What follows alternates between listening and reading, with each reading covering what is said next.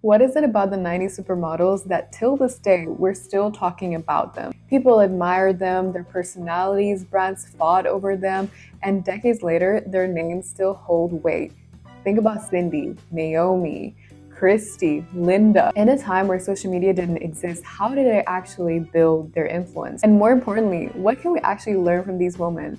Because the truth is, it was never about being seen in the first place. And I think that's where we get it wrong a lot of the times. They mastered something beyond just having an online presence. If you like these kinds of videos, please subscribe and let's just get into it.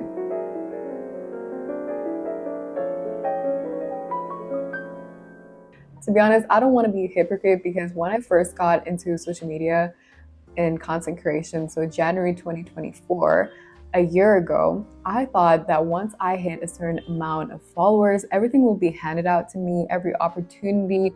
I wouldn't have to worry about anything. I quickly realized a few months in that social media should only be used as a documentation tool, and what you do outside of social media matters way more. Social media doesn't actually create greatness. It only amplifies what you already have. If you look at the world leaders, the CEOs, the artists, actresses, all of these people actually have done something outside of social media so wonderful and so beautifully crafted that it was worth documenting. The same goes with these 90s supermodels. They mastered a craft, which is modeling, walking a certain walk, finding that signature walk, having their own voice, their own personality, their own opinions, spending years learning how to pose, working out, basically like athletes. They really mastered something outside of social media. And then that was actually worth documenting it. And that was what made them so iconic. They focused on their offline presence, the things that they do every single day, not just how they show up to the world on social media with this facade, because actually everything really in the end translates. Everything that you do in the offline world will eventually translate in the online world. I could post about classics, but if I never actually read classics and I didn't understand the importance of it, I didn't understand, the importance of going to the cinema, appreciating film, it would really come off in my post that I'm just doing this for a facade. And I think that's a mindset shift that we need to have, especially today where everyone wants to become a content creator and influencer. One thing I tell my clients, because I do work with clients on this, is to just focus on your offline presence and you document that. Think of a model like Cindy Crawford. Yes, she was obviously a pretty face, wonderful body, but do you actually know what she has done outside of her modeling career? She launched this now $400 million brand called Cindy Crawford Meaningful Beauty in the early 2000s. She launched her own fitness tapes, was endorsed by Pepsi. She did so much outside of just her modeling career that in the end contributed to her success. Her brand wasn't I'm Cindy Crawford and I model. Rather, it was I am beauty, fitness, and American glamour. So my first key takeaway here is instead of obsessing about posting, about people tell you to post every single day, multiple times a day, but really you should focus all of your time in mastering a craft outside of social media, or it could be linked. Social media could be a tool. I'm not saying social media is bad. I'm literally in this field and I'm helping other people trying to improve their image on social media.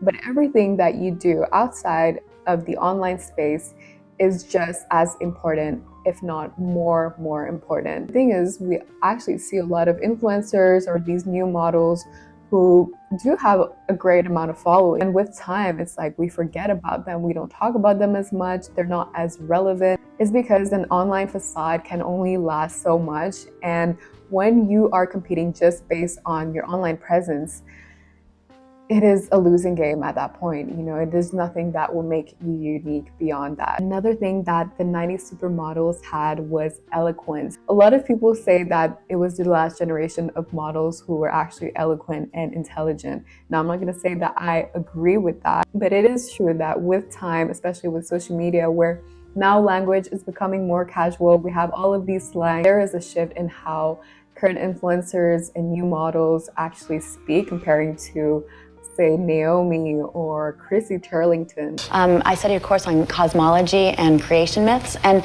it's phenomenal how many things, how many beginning stories that we share in common with the rest of the world.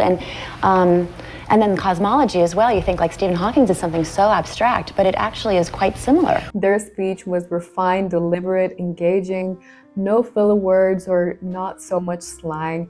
And that's why I always advise Mademoiselles, I know that there's so much TikTok slang these days, and yes, sometimes it's fun to get into it, to relate to the people around you, like slay, you got this queen. But I don't think people actually realize how that also affects how people perceive you. We don't necessarily just do this because of the perception of other people, but it's also just to get us further in life, job opportunities, getting into universities.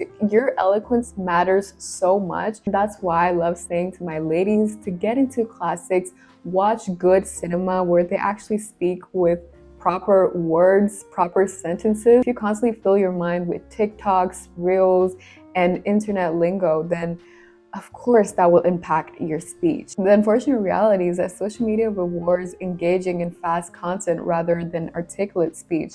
And I really believe that if you want to stand out today, focus on improving your communication skills. And this is something even for myself.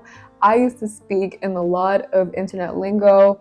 I used to think that would make me funnier, but that really just rotted my brain. It is really true. TikTok brain rot is real. When you carry yourself with eloquence, it will influence other areas of your life, like how you want to carry yourself, how you want to dress, how you want to show up to the world, what message you are bringing. And these are things that we should focus on, not trying to be viral on social media. Really try to master your craft offline. If you want better relationships, better job opportunities, it is so crucial to do this. People perceive well-spoken individuals 30% more intelligent and 25% more trustworthy than they actually are. Promise me, ladies, that you also will work on this. I'm currently working on this myself because I don't consider myself to be the most eloquent person, but I'm telling you, ladies, that classics, good movies really help. Also trying to use less filler words and slangs like I mentioned. Next is the less is more effect. In a world of constant sharing what you ate for breakfast, what you do every single day, what you read, what you watch, mystery has become one of the world's rarest luxuries. The difference between the 90s supermodels and the current models is that they weren't really caught off duty that often. So each time that we see them, it would be in a cover magazine, in an interview, something more deliberate and intentional than a story of someone just lounging in her sweatpants, showing what she ate for a snack. Kate Moss was a great example of this, where she rarely actually gave interviews back in the 90s or 2000s, which added to her allure, this mystery. And you compare this with the culture today where we share every single bit of drama in our lives, this kills the intrigue that people have. And this is not to be superficial. I think it is also great, that we see models in a different light, that they're not just these unattainable human beings. But still though, that's what made them iconic. We all know that scarcity actually increases perceived value, and luxury brands are a great example of this. The less accessible someone or something is, the more desirable it becomes. If we want this magnetic presence, we have to learn how to be selective with the things that we share. Not everybody has to learn all of your business. Social media etiquette is a whole other video that I'll probably talk about in the future.